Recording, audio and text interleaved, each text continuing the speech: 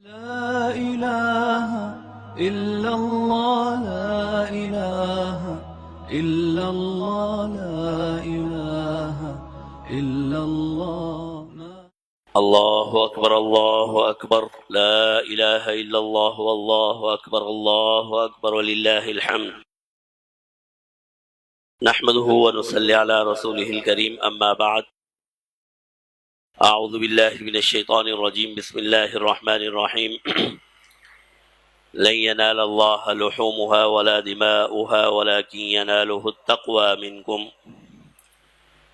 صدق الله مولانا العظيم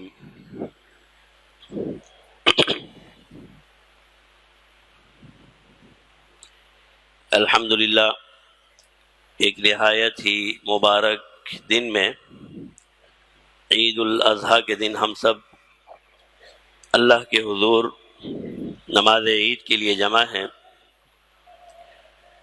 اور آج وہ مبارک دن ہے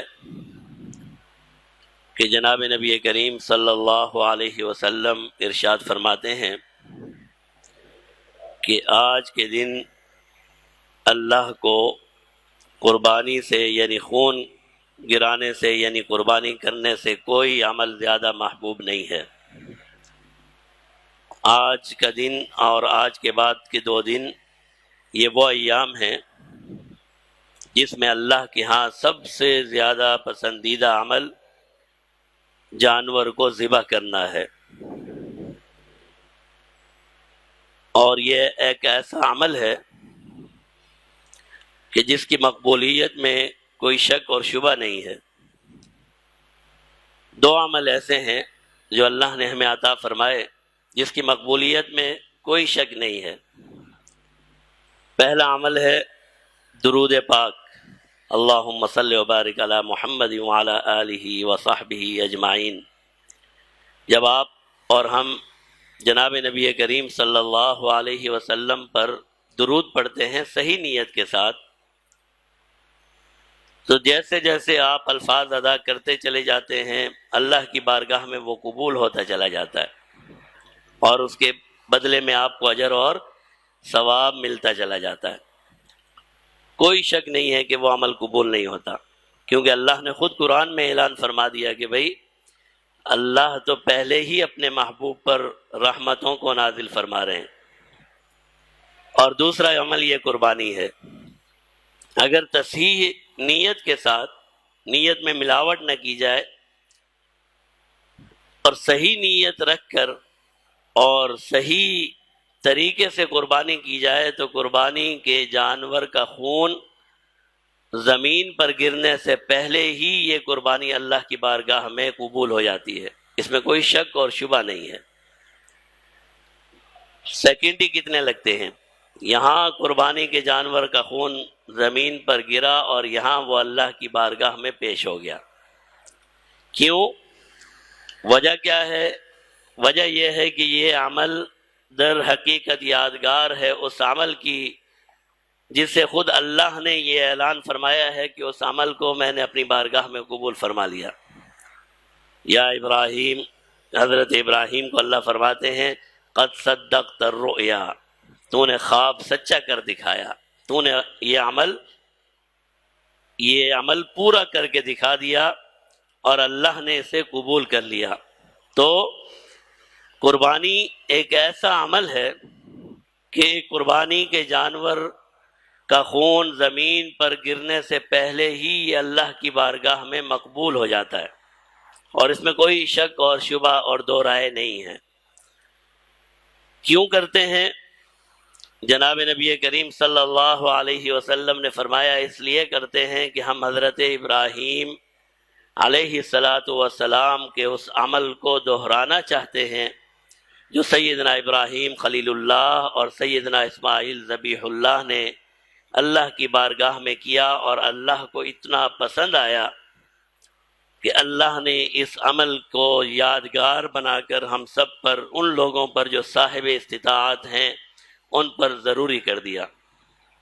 تو ہمارا یہ عمل در حقیقت سیدنا ابراہیم خلیل اللہ کی یادگار ہے کہ جب انہوں نے اسماعیل ذبیح اللہ کو اللہ کی بارگاہ میں قبول کرنے کا عزم اور ارادہ کیا، اور مقصد یہ تھا کہ وہ اللہ کی خوشنودی اور اللہ کی اطاعت اور اللہ کی فرما برداری کریں۔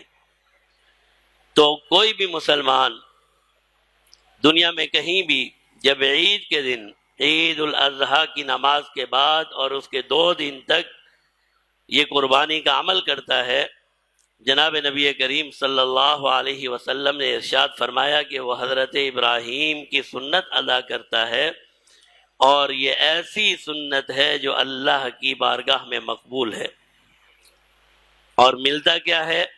فرمایا اس قربانی کے عمل اتنا محبوب عمل ہے کہ اس کی کوئی چیز ضائع نہیں جاتی، حتیٰ کہ اس قربانی کے جانور کے بال، فرمایا اس بال کے برابر تمہیں اجر اور ثواب ملتا ہے۔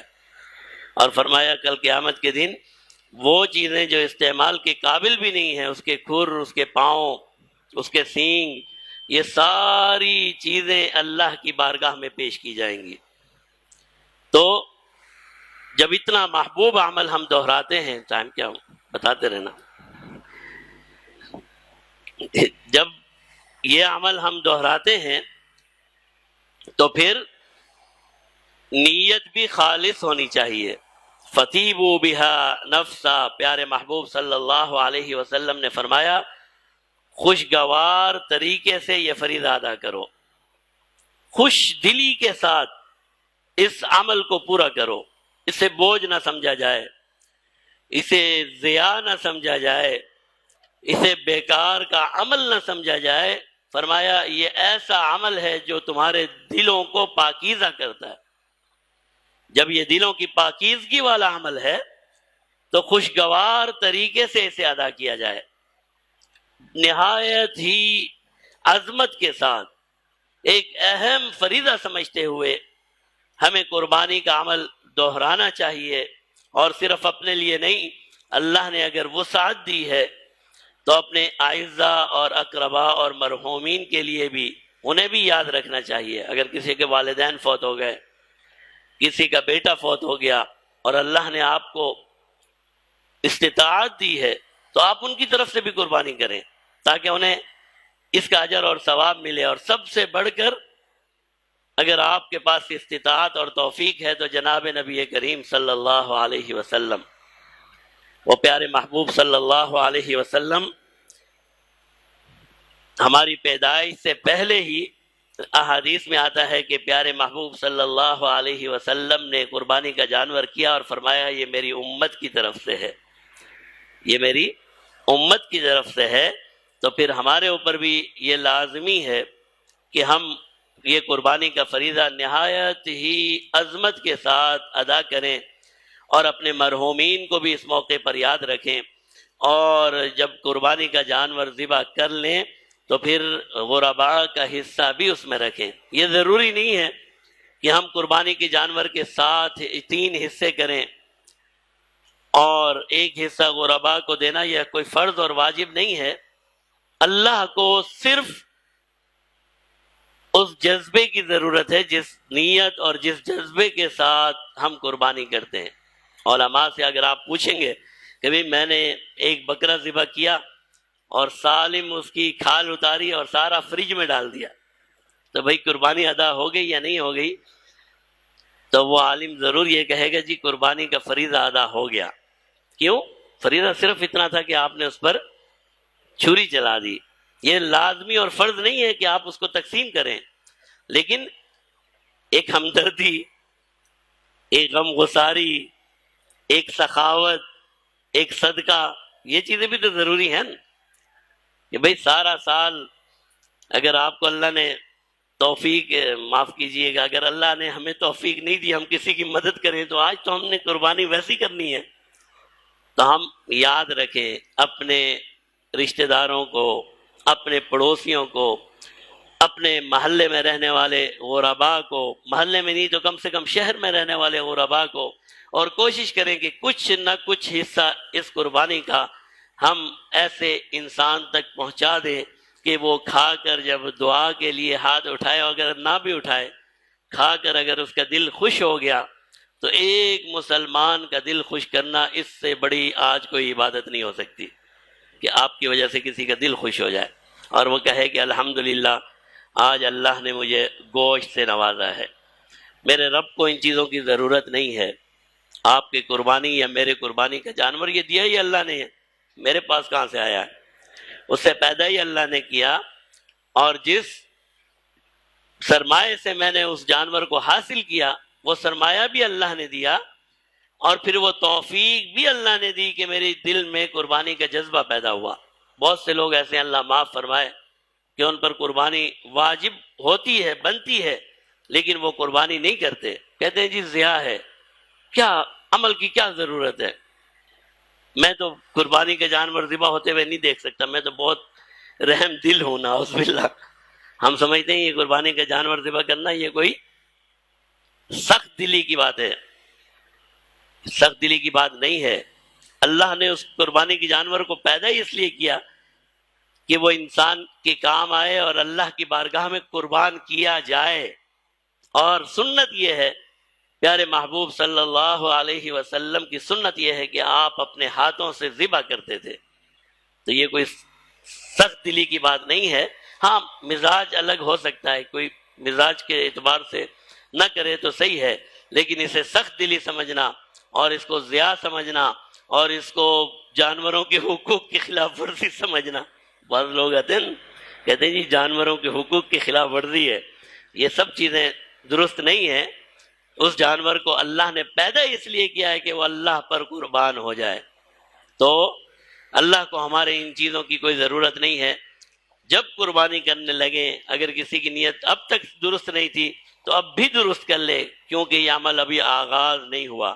اگر کسی نے جانور اس لیے لیا تھا لوگ دیکھیں گے اور واہ واہ کریں گے اور یہ کریں گے اور وہ کریں گے، میں 22 لاکھ کا لاتا ہوں، میں 28 لاکھ کا لاتا ہوں، تو اب بھی موقع ہے کہ عمل کرنے سے پہلے اپنی نیت کو خالص کر لے. نیت تو بدلی جا سکتی ہے، اللہ نے موقع دیا ہے. اللہ فرماتے ہیں لن ینال اللہ لحومها ولا دماؤها. اے انسان لن ینال اللہ لحومها، یقین کر لے اللہ کو جانور کے گوشت کی کوئی ضرورت نہیں ہے. ولا دماؤها، اللہ کو یہ ذبح کرنے کی بھی کوئی ضرورت نہیں ہے. یہ چیزیں اللہ کو نہیں پہنچتی، یہ تو آپ خود کھا لیتے ہو. وَلَكِنْ يَنَالُهُ التَّقْوَى مِنْكُمْ، اللہ کو تو وہ جذبہ چاہیے کہ جس جذبے کے ساتھ اس کو ذبح کیا گیا. اگر 2000 کا تو چلو نہیں ملے گا، 10,000 کا بھی بکرا اگر کسی نے ذبح کیا اور نیت خالص تھی تو یہ 10,000 زیادہ قیمتی ہیں اس 28 لاکھ اور 30 لاکھ سے جس میں نیت خالص نہ ہو. تو اللہ کو جذبات اور اللہ کو وہ عمل کی روحانیت چاہیے، اس روحانیت کو پیدا کیجئے. جب اللہ نے آپ کو توفیق دے دی کہ آپ نے جانور لے لیا، اب جب ہم یہ نماز پڑھنے کے بعد اس کو ذبح کرنے کے لیے جائیں تو ہماری نیت اور ارادہ بھی وہی ہونا چاہیے کہ اے اللہ صرف تیری رضا کے لیے، اور میرا کوئی مقصد اور مطلوب نہیں ہے اور مجھے کچھ مقصود نہیں ہے. اے اللہ صرف تیری رضا مجھے مقصود اور مطلوب ہے. اگر اس نیت سے آپ نے قربانی کا جانور ذبح کیا تو یقین کر لیجئے اس کا خون زمین پر گرنے سے پہلے ہی اللہ کی بارگاہ میں قبول ہو جاتا ہے. تو اب ہم انشاءاللہ نماز ادا کریں گے. لا الہ الا اللہ، لا الہ الا اللہ، لا الہ الا اللہ.